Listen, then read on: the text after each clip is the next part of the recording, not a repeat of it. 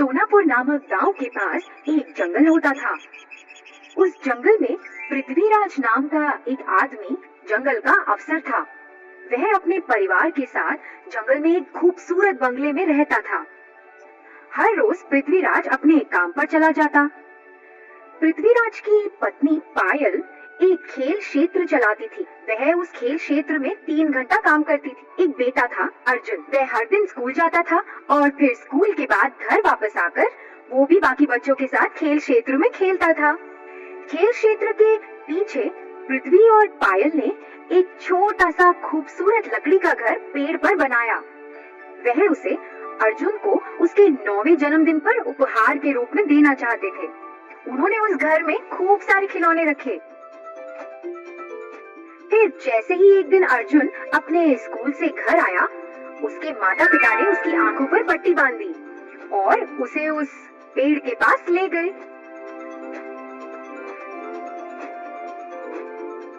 जैसे ही अर्जुन ने वह घर को देखा, वह बहुत खुश हुआ। वह अपना आधा दिन उस लकड़ी के घर में ही बिताता था। एक दिन अर्जुन उस घर से अपने घर की ओर भागता हुआ आया। उसने एक चित्र बनाया था। भागते भागते अर्जुन का पैर फिसला और वह जमीन पर गिर गया। उसने जमीन पे सीप के आकार का एक शंख देखा। उसे उत्सुकता हुई कि ये क्या है, तो उसने मिट्टी में अपना हाथ डाला और उस सीप को निकाल लिया। जब उसने उसे खोला तो उसमें 2 चमकीले सुनहरे रंग के अंडे थे। हाँ, ये तो कितने सुंदर हैं। मैं तो इन्हें अपने लकड़ी के घर में रखूंगा। अर्जुन उन अंडों को लेकर अपने लकड़ी के घर में चला गया।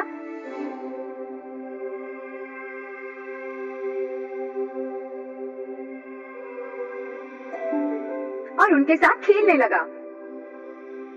जैसे ही वह खेल रहा था, अर्जुन की माँ ने उसे पुकारा। अर्जुन घबरा गया कि कहीं उसकी माँ को पता ना चल जाए और वो उसे डांटे ना। उसने फटाफट से उन अंडों को एक कपड़े के अंदर छुपा दिया और वहाँ से नीचे चला गया। फिर अगले दिन जब अर्जुन वापस उस लकड़ी के घर में आया, उसने उन अंडों को खोजना शुरू कर दिया। उसे ये देख के बहुत हैरानी हुई कि एक दिन में ही अंडे बड़े हो गए हैं। वह उन्हें आश्चर्य से देखता रहा कि कैसे एक दिन में अंडों का आकार बड़ा हो गया है। देखते ही देखते अंडे दिन ब दिन बड़े होते गए।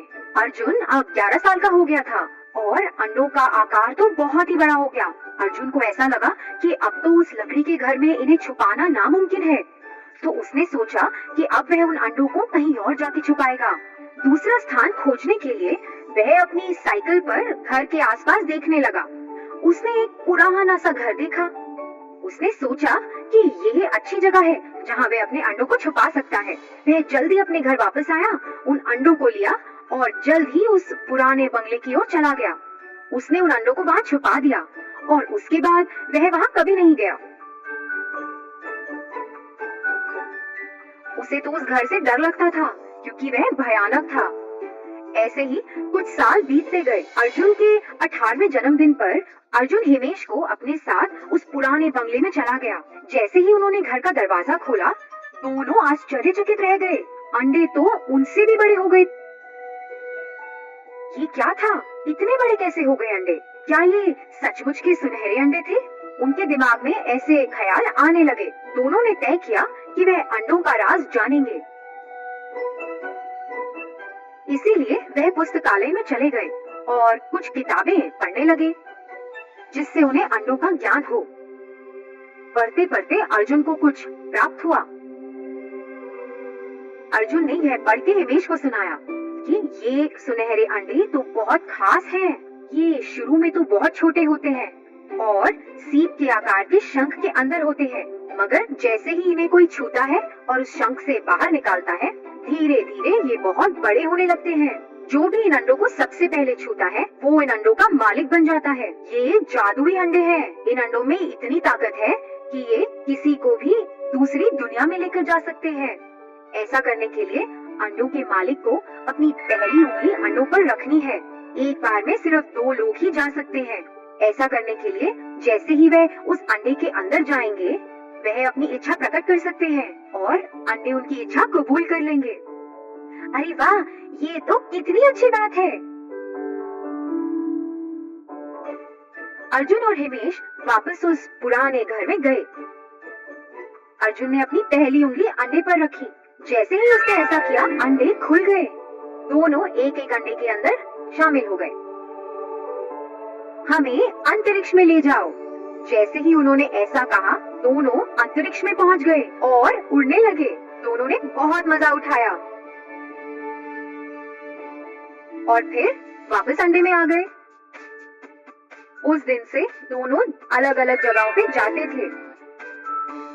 एक बार वह ऐसी दुनिया में गए जहाँ बहुत प्रकार के फूल थे।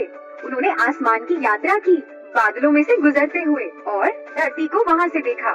फिर एक दिन वह सोच रहे थे कि अब हमें कहाँ जाना चाहिए।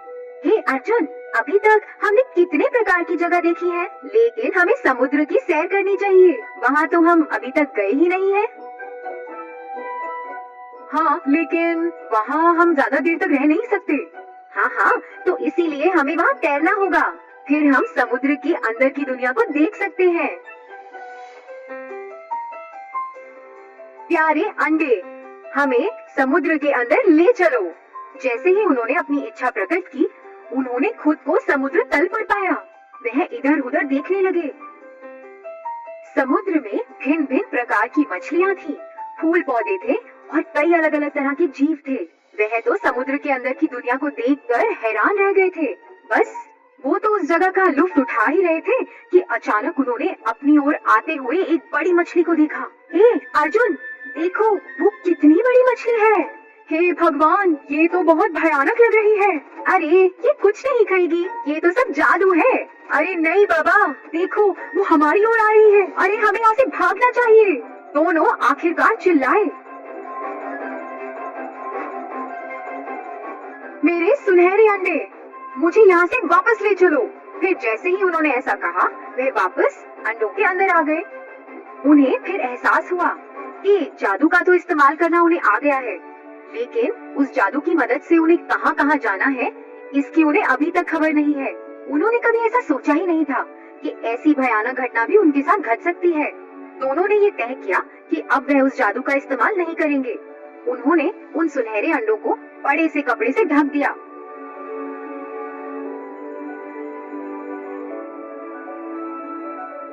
उन्होंने दरवाजे को भी अच्छे से बंद कर दिया ताकि कोई और भी उस घर में ना जा सके। इसके बाद वह दोनों उस घर में मुड़कर कभी वापस नहीं लौटे। तो बच्चों, इस कहानी से हमें ये सीख मिलती है कि हमें अपनी सीमा से बाहर जाकर कुछ भी नहीं करना चाहिए, नहीं तो हमें मुसीबतों का सामना करना पड़ सकता है।